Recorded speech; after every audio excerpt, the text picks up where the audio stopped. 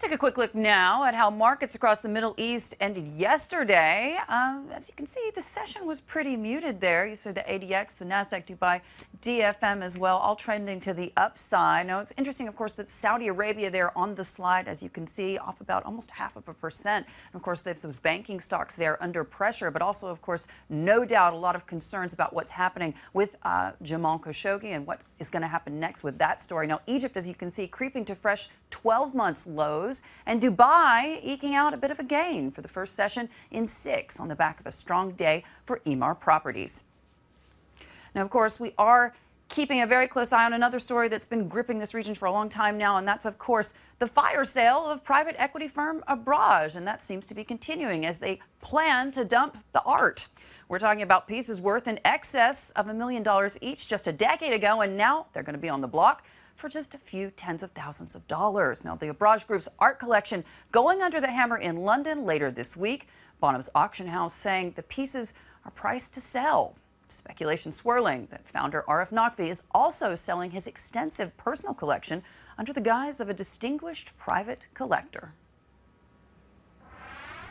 Now, after months of political turmoil in Lebanon, now finally an ultimatum from Saad Hariri, now telling his cabinet they have 10 days to form a government or he'll resign as prime minister designate and refuse to be reappointed. Now, it's a tactic he did use before, back in 2009, but this time he says it's different. All of this, of course, coming after his own detention or sojourn in Riyadh late last year when he also resigned. And speaking of Saudi Arabia, Matt has more. I do indeed. Now for the mysterious disappearance of a prominent Saudi journalist last seen entering the Saudi consulate in Istanbul. NBC News chief foreign correspondent Richard Engel now with the new details on the investigation. This is the last time Saudi journalist and Washington Post columnist Jamal Khashoggi was seen alive, entering the Saudi consulate in Istanbul last week. What happened next is a mystery, and now Secretary of State Mike Pompeo is calling on Saudi Arabia to support a thorough investigation.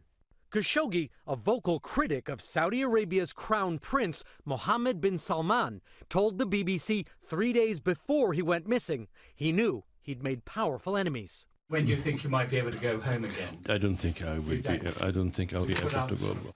Turkish officials have two working theories: that Khashoggi was kidnapped from the consulate or that he was killed and dismembered inside. Turkish security forces are now hunting for a black van that may have carried Khashoggi's body and 2 Saudi chartered jets that arrived and left Istanbul airport.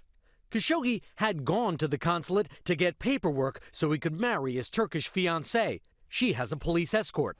Saudi Arabia will allow investigators to search the consulate and denies any involvement in Khashoggi's disappearance. Richard Engel, NBC News. Now, Matt, no doubt this is something that's going to be weighing on sentiment, certainly for Saudis, because, of course, we're just a couple of weeks away from that second Davos in the desert. A lot of excitement leading up to this event, of course, about the fact that the country has moved forward, their markets move forward with this MSCI inclusion, and a lot of concerns from people I've been speaking to here in the region and certainly internationally about what this is really going to mean for Saudi Arabia.